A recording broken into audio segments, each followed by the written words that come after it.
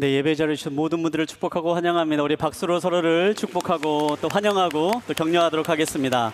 잘 오셨습니다. 이 시간 우리 함께 말씀의 자리로 나가기 전에 함께 선포하고 말씀의 자리로 나가겠습니다. 우리 가슴에 손을 얹고 이렇게 한번 선포하도록 할까요? 하나님이 우리와 함께 하십니다.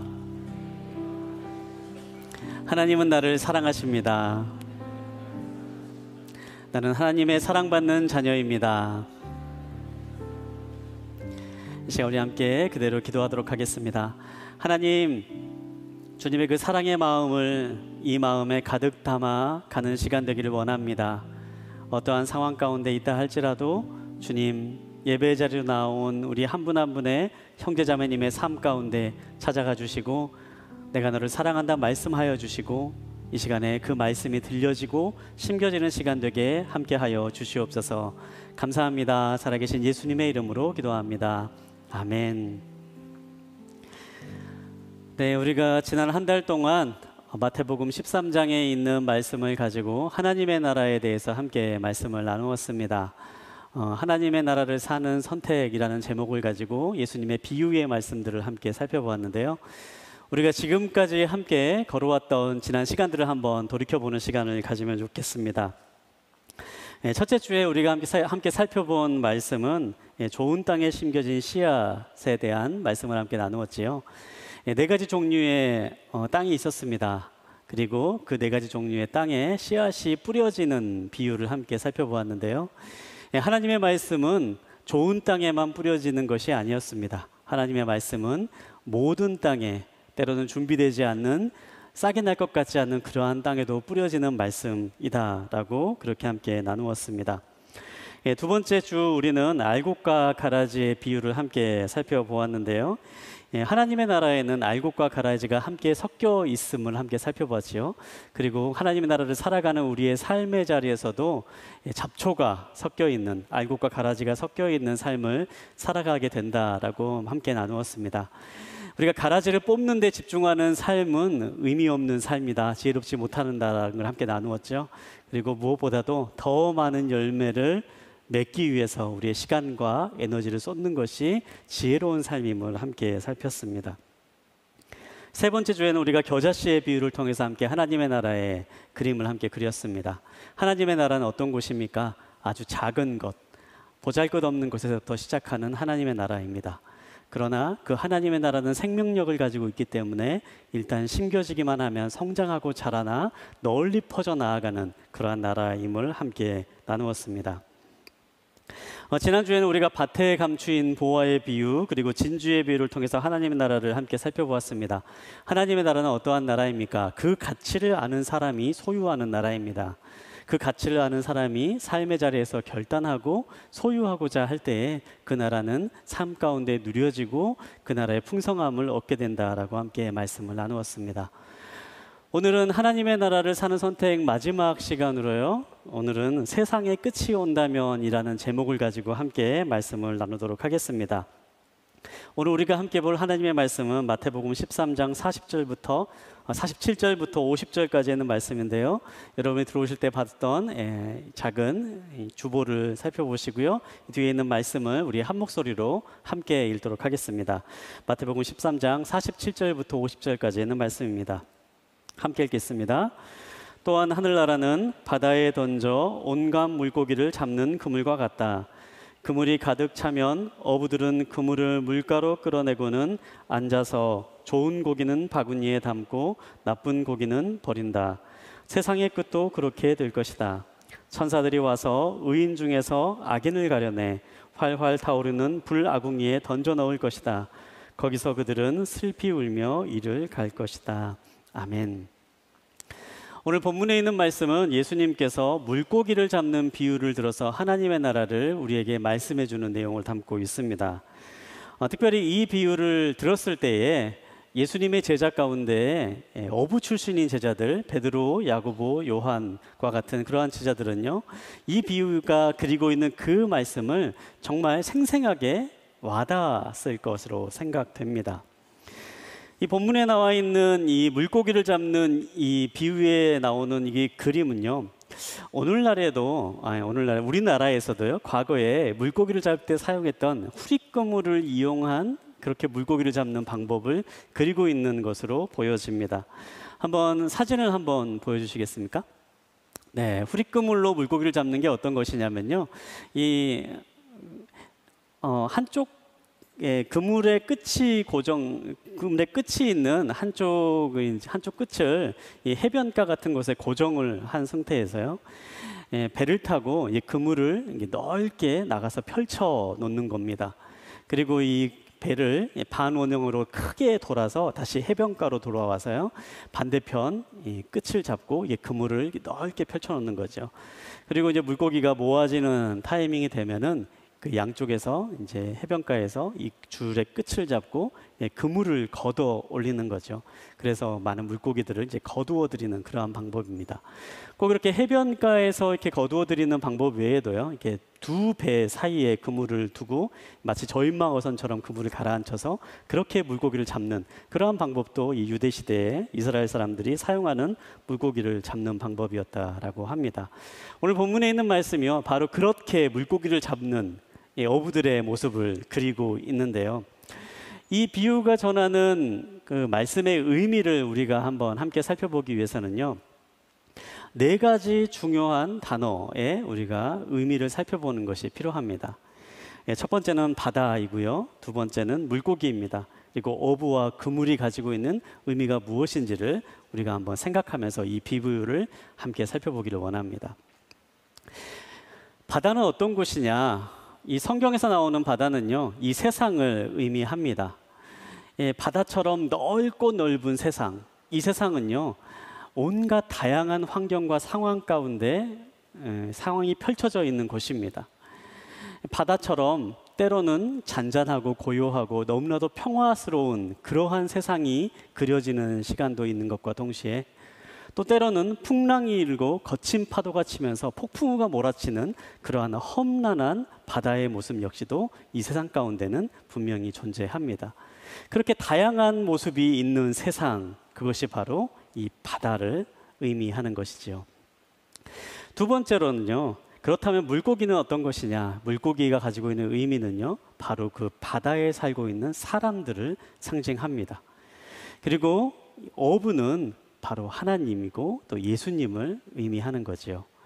하나님과 예수님이 이 물고기를 모아서 드리는, 그러한 어부가 되어서 물고기를 잡아 모으는 그러한 내용을 이 비유에서는 이야기합니다. 어부가 사용하는 그물은요, 바로 천국의 복음이지요. 그리고 복음을 전하기 위해 세워진 교회라고도 할 수 있습니다. 이렇게 어부는 이 그물을 내려서 물고기를 잡는 것처럼, 하나님이신 또 예수님은 복음을 사람들에게 전해서 또한 교회를 세워서 이 땅에 있는 많은 사람들을 모아드리는 그러한 모습이 이 비유 가운데 나오고 있습니다. 한번 우리가 47절에 있는 말씀을 다시 한번 읽어보도록 하겠는데요. 47절에 있는 말씀 우리 한 목소리로 한 번 더 읽겠습니다. 시작. 또한 하늘나라는 바다에 던져 온갖 물고기를 잡는 그물과 같다. 네, 하늘나라, 하나님의 나라는 어떤 곳인가? 바로 이 세상 가운데 복음의 그물을 던져서 많은 사람들을 모아들이는 것과 같다. 그렇게 말씀하고 있습니다. 그런데 47절에 있는 말씀을 보면요, 우리가 앞서서 이제 후리그물의 그림도 보여드렸는데요. 어떤 상황입니까? 한번 이 상황을 한번 그림으로 상상해 보시면 좋겠는데요. 이 상황은요, 이 그물이 바다 가운데 처져 있는 그러한 상황인 거지요. 그물이 처져 있어서 모든 물고기들을 모아들이고 있는 그러한 상황 가운데 있는 것을 의미합니다. 바로 천국의 복음을 안에 들어와 있는 사람이 세상을 상징하는 바다 속에 그대로 담가져 있는 상황을 말하고 있는 거죠. 우리가 천국을 소유한 사람, 그리고 복음을 소유한 사람, 복음의 그물 안에 들어와 있는 사람도요, 세상의 바다 가운데 동일하게 빠져서 살아갑니다. 우리가 천국을 소유하고 하나님의 나라를 누리며 살아가는 삶을 살아갈 때에 동시에 우리는 이 세상에서의 삶을 함께 살아가고 있는 존재들인 거죠. 빌립보서를 보면 사도 바울은 그리스도인들, 특별히 복음을 받아들이는 사람들을 향해서 두 개의 시민권을 가지고 있는 사람들이다라고 그렇게 이야기합니다. 하나는 이 세상의 시민권을 가지고 있는 사람인 것과 동시에 천국의 시민권을 가지고 있는 사람들이 바로 예수님을 믿는 사람들이다라고 그렇게 이야기하는 것이죠. 우리는 이 세상을 살아가는 것과 동시에 하나님의 나라를 동시에 살아갑니다. 하나님의 나라를 사는 것과 동시에 또한 이 땅에서 이 세상의 나라에서 함께 살아갑니다. 이 말은요, 어느 곳에 있든지 여러분 하나님의 나라를 누리며 살아갈 수 있을 것이고 또 어떠한 상황 가운데 있을지라도 여러분의 삶 가운데 하나님의 나라가 함께 한다라는 것을 의미합니다. 얼마 전에 저희가 우리 예배 가운데 나오는 한 청년을 만나서 이제 그 청년이 한 이야기를 들은 적이 있습니다. 이 청년이 갑자기 어떤 불미스러운 사건에 연루가 되어가지고 갑자기 이제 유치장에 갇히게 되는 상황 가운데 처하게 되었습니다. 갑자기 일어난 이러한 사건에 연루가 되면서 자신도 무척 당혹스럽고 그리고 유치장에서 보내는 그 환경이 본인에게 굉장히 큰 두려움과 당혹스러움이 주어지게 되어서요. 그 순간에 굉장히 마음 가운데 무서운 마음, 두려운 마음, 그리고 굉장히 불편한 어려운 마음이 막 들어서 굉장히 힘들었다라고 합니다.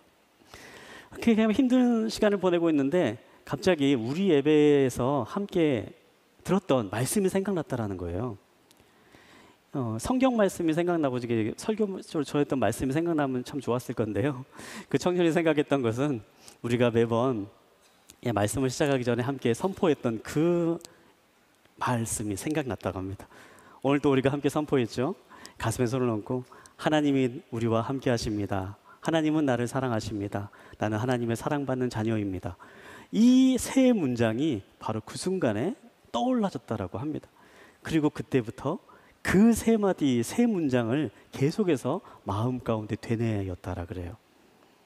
그랬더니 그 마음 가운데 평안이 찾아오기 시작했다라는 겁니다. 그 마음 가운데 두려움이 사라지기 시작했다라는 겁니다. 유치장 안에 있지만 하나님이 나와 함께 하신다라는 그 고백을 계속해서 하며 하나님이 나를 사랑하신다라는 그 고백을 하며 또 나는 하나님의 사랑받는 자녀이라는 것은 그 고백을 계속해서 선포하며 그 마음 가운데 두려움이 사라지고 평안함이 찾아오기 시작했다라는 거죠. 그리고 함께 있는 그 친구를 위해서 기도해 줄 수가 있게 되었고 그리고 점점점 시간이 지나면서 복잡하게 꼬여있던 사건들이 조금씩 풀려가면서 그렇게 유치장을 나올 수 있게 되었다라고 그렇게 이야기하는 간증과 같은 그런 얘기를 들었습니다. 저는 이 사건이 바로 오늘 본문에 있는 바닷속에 담겨 있는 그물의 이야기와 같은 맥을 가지고 있다고 생각합니다. 때로는 우리의 삶 가운데 이 세상을 살아가는 가운데요 풍랑이 치는 환경에 우리가 마주할 때가 있습니다. 그리스도인들도 바로 그러한 세상 가운데 살아갈 수밖에 없는 경우들이 종종 있습니다. 때로는 폭풍우가 몰아치고 때로는 우리의 삶 가운데 어렵고 이해되지 않는 그러한 순간들이 닥치는 순간들을 살아갈 수도 있습니다. 그러나 그러한 순간이라 할지라도 우리가 복음의 그물 안에 들어와 있는 존재임을 여러분 항상 기억하시기 바랍니다. 그리고 그 순간이라 할지라도 하나님이 우리와 함께 하심을 기억하시기 바랍니다. 그리고 우리가 하나님의 자녀임을 기억하시기 바랍니다. 그러면 하나님께서 우리의 삶의 자리에 찾아오시는 것을 느끼는 경험을 하게 될 줄 믿습니다. 세상은 풍랑이 치고 세상은 비바람이 몰아친다 할지라도 복음의 그물은 안전합니다. 복음의 그물은 찢어지지 않습니다. 그리고 그 그물 안에 있는 우리들은 하나님이 주시는 평안과 기쁨을 누릴 수 있게 됩니다. 그러한 기쁨을 누리시는 이 자리에 모인 모든 믿음의 형제자매님 되시기를 주님의 이름으로 축복합니다.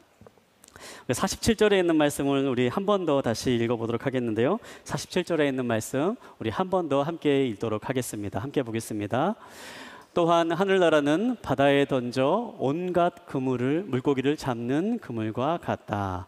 네, 하늘나라에 대해서 말씀하고 있는데요. 특별히 여기서 하늘나라에 대해서 말하면서 그 하늘나라는요 온갖 물고기를 잡는 그물과 같다라고 그렇게 이야기하고 있습니다. 온갖 물고기가 잡혀 들어오는 곳, 온갖 물고기가 모여드는 곳, 그곳이 바로 하늘나라입니다. 여러분, 하늘나라는 어떤 곳입니까? 하늘나라는요, 온갖 사람들이 다 모이는 곳입니다. 교회는 어떤 곳입니까? 교회는요, 온갖 종류의 사람들이 다 모이는 곳입니다. 앞서 이제 후리그물의 사진을 보여드렸는데요. 그 사진을 유심히 보신 분들은 그 옆에 있는 사진을 기억하실지 모르겠습니다. 그물에 걸려온 물고기들의 모습을 보았는데요. 그 물고기들의 모습을 보면요, 이게 말 그대로 바닷속에 있는 모든 것들이 그물에 걸려서 올라오는 거죠. 거기에는 뭐 이제 쓸데없는 이제 뭐 해초들도 있고요. 어쩌면 이제 바닷속에 있는 쓰레기가 있을 수도 있고, 정말 그곳은 바닷속에 있는 온갖 종류에 있는 물고기가 다 걸려오는 곳, 바로 그것이 바로 후리그물로 물고기를 낚는 그러한 방법이었습니다. 하나님의 나라가 바로 그렇습니다. 하나님의 나라는 어떠한 곳입니까? 그 나라는요, 어떠한 자격 있는 곳이 아닙니다. 그 나라는 어떠한 차별이 있는 곳이 아닙니다. 그 나라는 들어가기 위해서 어떠한 조건이 있는 나라가 아닙니다. 그 나라는요, 누구나 들어올 수 있는 곳이고, 누구나 함께 할 수 있는 곳이고, 누구나 함께 생활하고 함께 누릴 수 있는 나라, 그 나라가 바로 하나님의 나라입니다. 언젠가 제가 처음 파트 교육자로 이제 사역을 시작했을 때, 그때는 이제 저희가 온누리 교회에서 사역을 하지 않았었는데요. 한 지역에 있는 작은 교회에서 이제 전도사로서 사역을 시작을 했습니다. 근데 이제 파트 전도사로서 사역을 하는 일 가운데 하나가요, 새벽 예배 시간이 되면 교회에 가서 이제 맨 먼저 문을 열고 이제 불을 켜고 이제 성도님들이 와서 예배드릴 수 있도록 이렇게 청소하는, 지정된 날짜에 그렇게 하는 이제 그러한 일을 했습니다. 그런데 하루는 그렇게 새벽 예배를 준비하기 위해서 이렇게 불을 켜고 청소하고 이렇게 준비를 하고 있는데요. 갑자기 한 분이 술에 잔뜩 취해가지고 예배당의 문을 열고 들어오는 거였습니다. 그러더니 예배당 뒤쪽에 한쪽 구석에 탁 앉으시더니요. 그리고 그때부터 이제 잠을 자기 시작을 하시는 거예요. 제가 이제 그 모습을 보면서 참 마음 가운데 고민을 했습니다. 아, 이분을 어떻게 해야 되나? 이분을 나가라고 해야 되나? 깨워서 내보내야 되나? 조금 있으면 성도님들 오실 텐데, 놀라실 텐데, 막 그런 마음에 고민이 드는 거예요. 근데 때마침 그때 이제 저희 교회 이제 담임 목사님께서 이제 찾아오신 거예요. 근데 목사님께서 이제 그분을 딱 보시더니 저한테 얘기를 하시는 거예요. 그냥 내버려 둬라. 저렇게 기도하다가 저렇게라도 새벽 예배 드리면 좋은 거 아니겠어? 그렇게 하고 그냥 딱 가시는 겁니다. 그리고 그냥 예배가 끝날 때까지 그분은 계속 그 자리에 앉아서 자고 계시는 거예요. 그런데도 아랑곳하지 않고 그냥 예배를 계속 끝까지 드리시는 겁니다. 저는 근데 그때 그 모습이 참 인상 깊게 남아 있어요. 근데 저는 그게 바로 교회의 모습이라고 생각을 합니다. 우리 예배에도요, 가끔 술을 이렇게 좀 드시고 오시는 분들이 있습니다. 어떻게 하냐고요? 지나가면 술 냄새가 나는 분들이 있습니다. 그런데 그런 분들도요, 오셔도 괜찮습니다. 오셔가지고 옆에 분들 해코지만 하지 않고 주정만 부리지 않고 예배에 방해되는 일만 하지 않으면 그냥 누구라도 와서 함께 예배드릴 수 있는 것이 바로 교회입니다. 교회는 어떤 곳입니까? 교회는 하나님의 마음이 있는 곳입니다. 하나님의 마음은 모든 사람이 구원받기를 원하시는 마음입니다. 어떠한 악인이라도 회개해서 구원의 길로 들어가길 원하시는 것이 하나님의 마음입니다. 디모데전서 2장 4절에 있는 말씀을 보면 이렇게 기록되어 있습니다. 그분은 모든 사람이 구원을 받으며 진리를 깨닫게 되기를 원하신다. 또한 베드로후서 3장 9절에 있는 말씀에서는 또한 이렇게 전하십니다. 약속하신 주께서는 어떤 사람들이 더디다고 생각하는 것처럼 더딘 분이 아닙니다. 오히려 여러분을 위해 아무도 멸망하지 않고 모두 회개에 이르기를 바라십니다. 하나님의 마음이 어떤 마음인가? 하나님의 마음은요, 모든 사람이 구원받기를 원하시는 마음입니다. 어떠한 상황 가운데 있는 사람이라 할지라도, 사회적으로 어떠한 평판을 받는 사람이라 할지라도, 사회적으로 어떤 문제를 가지고 있는 사람이라 할지라도 예배하기 원하고 하나님을 만나기 원하면 함께 와서 예배드릴 수 있는 곳, 그곳이 바로 교회이고 그곳이 바로 하나님의 마음이 있는 곳입니다. 사랑하는 여러분, 이 자리에 오셔서 피곤하시면 주무셔도 됩니다. 자고 가셔도 됩니다. 이 자리에 오셔서 좀 제 이야기가 재미없고 지루하시면요, 휴대폰 꺼내셔서 다른 거 보셔도 됩니다. 근데 바라는 거는 그러다가 여러분 예수님을 만나게 되는 역사가 있게 되길 바랍니다. 누구나 오셔도 괜찮습니다.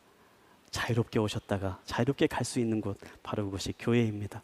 그리고 그 가운데 하나님을 만나게 되는 기쁨이 모든 분들과 함께 하기를 간절히 소망합니다. 우리 오늘 말씀 가운데 48절부터 50절까지 있는 말씀을 함께 보도록 하겠습니다. 오늘 함께 보는 48절부터 50절까지 있는 말씀은요, 조금 무거운 내용을 담고 있습니다. 48절부터 50절까지 있는 말씀, 우리 한 목소리로 함께 보겠습니다. 그물이 가득 차면 어부들은 그물을 물가로 끌어내고는 앉아서 좋은 고기는 바구니에 담고 나쁜 고기는 버린다. 세상의 끝도 그렇게 될 것이다. 천사들이 와서 의인 중에서 악인을 가려내 활활 타오르는 불아궁이에 던져 넣을 것이다. 거기서 그들은 슬피 울며 이를 갈 것이다. 아멘. 바로 마지막 때에 대한 내용을 담고 있습니다. 어부들은 물고기를 잡기 위해서 바닷가에 그물을 펼쳐둡니다. 그리고 그 그물에 물고기가 모여들기를 기다립니다. 그리고 물고기가 어느 정도 차올랐을 때가 되면은요, 그물을 끌어당겨서 그물 가운데 있는 물고기를 거두어 드립니다. 그리고 난 다음에 물고기를 구별하기 시작을 합니다. 좋은 물고기와 나쁜 물고기를 구별한다라고 기록되어 있습니다. 나쁜 물고기는 어떤 물고기입니까? 나쁜 물고기는요, 쉽게 말하면 먹을 수 없는 물고기입니다. 어부의 입장에서는 전혀 쓸모없는 물고기인 거죠. 당시 율법에서 말하는 부정한 물고기들입니다. 그리고 원어적인 의미로는 썩은 물고기, 그리고 독이 있는 물고기들을 이 나쁜 물고기라고 합니다. 어부들은 바로 물고기를 가려서요, 좋은 물고기와 나쁜 물고기를 거둔다라고, 가린다라고 그렇게 이야기하는 거죠. 이어지는 말씀에서 예수님은요, 바로 마지막 날, 세상의 마지막 날 이러한 일이 일어날 것이다 라고 우리에게 말씀합니다.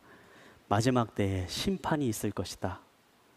그리고 그 심판의 때에는 악인을 가려내서 영원히 타오르는 지옥불에 던져넣게 될 것이다. 그렇게 말씀하고 있습니다. 우리가 하나님의 나라에 대해서 이번 한 달 동안 함께 말씀을 나누었습니다. 그 나라의 마지막에 우리가 기억해야 될 것은 무엇입니까? 바로 심판이 우리의 삶 가운데 있게 될 것임을 우리는 기억해야 됩니다. 세상의 끝에는 반드시 심판이 있을 것이다라는 것이 성경에서 말하는 말씀인 거죠. 심판에 대한 메시지, 사실 지옥에 대한 메시지를 우리 오늘 열린 새신자 예배에 어쩌면 교회 처음 오신 분에게 이렇게 말씀을 전한다는 것은 참 어려운 일입니다. 그리고 참 무거운 일이고요. 그리고 이 심판이나 지옥에 대한 메시지를 이제 강단에서 설교하고 전한다라는 게 보통 이제 목회자들도 하기 쉬운 일은 아닙니다. 그래서 이제 많은 목회자나 신학자들이 이 지옥이나 이 심판에 대한 메시지들을요, 약하게 전하려고 그런 막 노력들을 많이 하곤 합니다.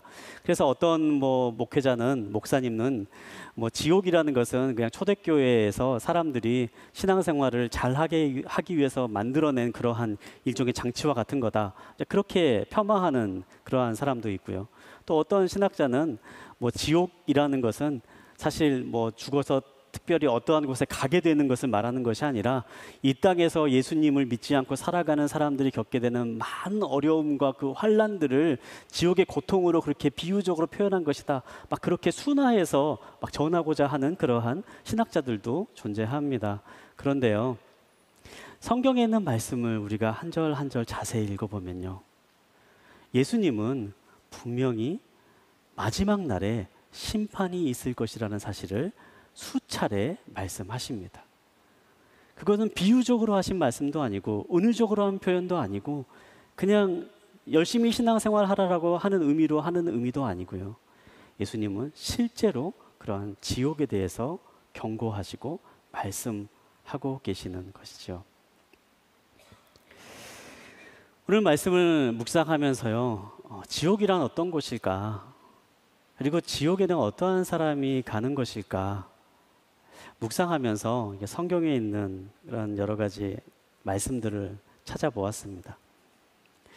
그 가운데 지옥의 모습, 또 지옥에 가는 사람에 대해서 한번 우리가 생각해 볼 수 있는 한 이야기를 성경에 있는 내용 가운데 발견했습니다. 누가복음 16장을 보면요, 부자와 거지 나사로의 이야기를 예수님께서 사람들에게 하신 내용이 나오는데요. 한번 여러분 가운데서도 관심이 있는 분이 있다면 누가복음 16장을 집에 가셔서 찾아보시고 한번 이 이야기를 16장 19절부터 31절까지에 나와 있는 내용들을 한번 곰곰이 한번 읽어보시기 바랍니다. 내용은 이렇습니다. 어느 마을에 한 부자가 살고 있었습니다.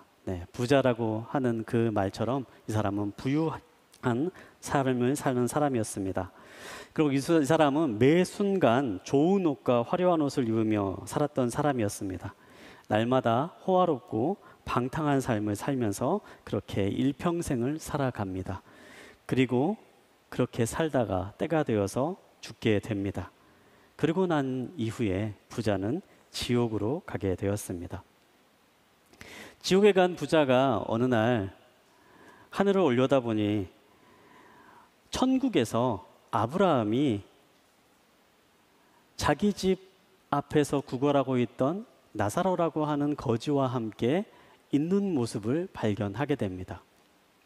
그리고 부자는 그 순간에 아브라함을 향해서 이렇게 외칩니다. 누가복음 16장 23절과 24절에 있는 말씀입니다. 제가 읽어드리도록 하겠습니다.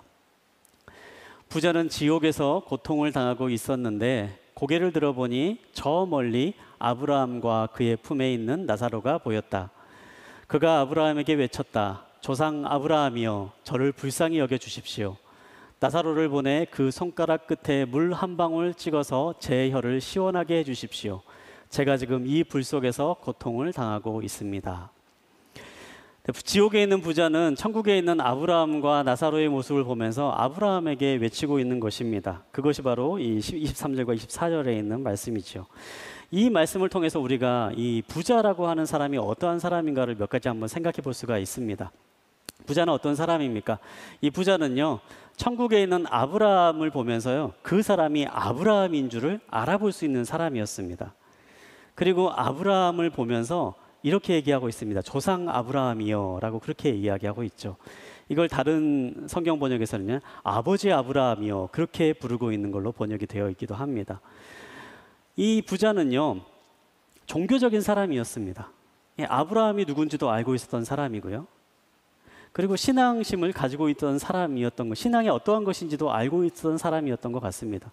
그래서 자신의 어려운 상황 가운데 자신을 도와달라고 아브라함을 부르며 강청하는 기도를 하는 것을 볼 수가 있습니다. 그런데 이 사람은요, 하나님께 부르짖지 않습니다. 아브라함에게 부르짖고 있는 거죠. 지옥에서 이 사람은 하나님을 찾지 않습니다. 지옥에서 이 사람은 예수님을 찾지도 않습니다. 지옥에서 이 사람은 눈에 보이는 아브라함을 찾고 아브라함에게 강청하는 기도를 하고 있는 모습입니다. 그 기도의 내용은 어떻습니까? 자신이 지금 너무너무 고통스러우니 이 고통을 해결하기 위해서 물 한 방울 나에게 내려주십시오. 이렇게 강청을 하고 있는 거죠. 부자가 강청하는 내용은요, 제가 잘못했습니다. 제가 정말 잘못했습니다. 제가 회개합니다. 제가 돌이켜보니까 제가 정말 어리석었습니다. 그러니 나를 용서해 주십시오. 그렇게 기도하지 않습니다. 이 부자는 그저 지금 내가 너무 고통스럽습니다. 지금 내가 너무 힘듭니다. 그러니 이 힘든 것 좀 어떻게 처리할 수 있도록 해주십시오. 그렇게 강청하고 있는 것입니다. 여기서 지옥에 가는 사람이 어떠한 사람인지를 우리가 살펴볼 수가 있습니다. 지옥에 가는 사람은 어떠한 사람입니까?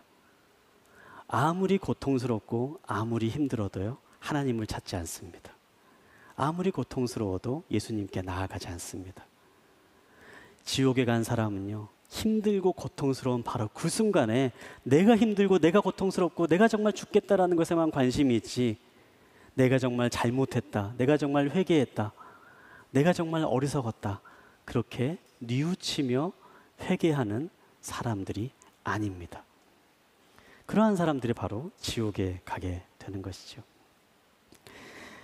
C.S. 루이스는요, 고통의 문제라는 책에서 이렇게 이야기합니다. 지옥의 문은 안에서 잠겨 있는 문이다.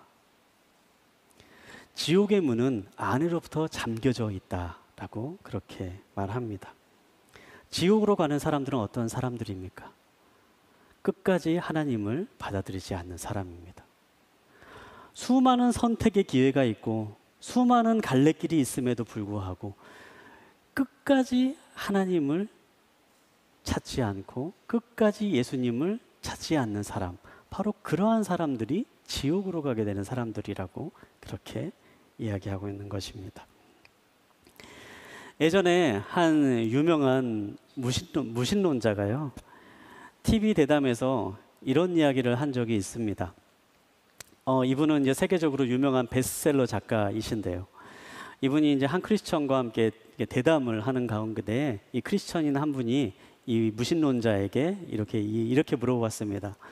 만약에 당신에게 예수님이 지금 이 순간 당신 눈앞에 나타나서 내가 정말 부활했고 내가 정말 세상을 구원할 구주고 나를 믿는 사람은 영원히 죽지 않을 것이다라는 그 말씀을 보여주신다면, 그러한 신비로운 체험을 당신이 하게 된다면 그러한 체험 가운데 당신은 신앙을 받아들일 수 있습니까? 이렇게 질문을 한 것입니다. 그런데 바로 그때 이 무신론자가 이렇게 대답했다 그래요. 만약에 그런 상황이 내 삶 가운데 이루어진다면 나는 그 순간에 교회로 갈 것이 아니라 내 정신에 문제가 있을 거라고 생각하고 정신병원을 찾아갈 것입니다. 이렇게 대답했다라고 합니다. 여러분, 우리가 하나님은요, 가능한 한 한 사람이라도, 가능한 한 한 영혼이라도 돌아오기를 원하십니다.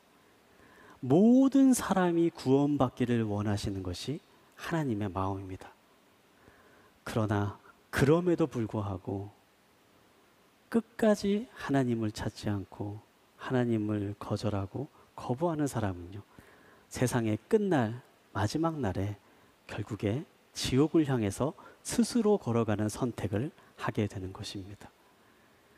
그래서 C.S. 루이스가 말한 것처럼 지옥의 문은 안으로부터 잠겨 있다라고 이야기하는 것이죠. 이 시간 우리가 한번 많이 보았을 법한 성화를 한 장 보여드리도록 하겠습니다. 우리가 이제 문을 두드리는 예수님이라고 하는 성화인데요. 옛날에도 다양한 이 그림으로 다양한 모습의 예수님의 모습이 그려져 있습니다. 계시록 3장 20절에 있는 말씀을 이렇게 그림으로 표현한 건데, 이 그림을 보면요, 그림을 좀 한번 계속 띄워놔 주시겠어요? 이 그림을 보면요, 화가들에 따라서 예수님의 모습도 다르고요, 그리고 시대에 따라서 예수님의 그 모습도 다릅니다. 어떤 때는 멋진 백인 남성의 모습으로 금발에 긴 머리를 휘날리는 예수님의 모습이 있기도 하고요, 어떤 때는 동양인의 모습으로 그려진 그러한 그림도 있습니다. 그런데 이 그림에 굉장히 중요한 특징이 하나가 있는데요, 이 특징은요, 바로 예수님이 드리는 그 문에 손잡이가 없다라는 사실입니다. 이 문은 누군가 열어주지 않으면 결코 들어갈 수 없는 문입니다. 주님은 지금 이 순간에도 우리의 삶의 문을 두드리고 계십니다. 그리고 말씀하십니다. 요한계시록 3장 20절에 있는 말씀처럼 보라, 내가 문 앞에 서서 두드리니 누구든지 내 음성을 듣고 문을 열면 내가 들어가서 그와 함께 먹고 그는 나와 함께 먹을 것이다. 그렇게 말씀하십니다. 사랑하는 여러분, 만약에 지금 이 순간에 여러분의 삶 가운데 지금 문을 두드리는 예수님의 그 두드림이 느껴지시는 분이 계시다면 여러분, 여러분의 마음의 문을 여는 결단을 할 수 있게 되길 바랍니다. 그러면 주님은 여러분의 삶 가운데 들어가셔서 여러분과 함께 먹고 마시며 우리가 함께 나누고 함께 고백했던 그 하나님의 나라의 모든 기쁨과 은혜를 함께 누리도록 허락해 주실 것입니다. 하나님은 좋은 분이십니다. 하나님은 우리가 심판받기를 원하시는 분이 아니십니다. 우리에게 좋은 것을 주길 원하시는 분이십니다. 지금 이 순간 여러분의 마음의 문을 두드리는 그 두드림에 응답하는 그러한 역사가 있게 되기를 주님의 이름으로 축복합니다.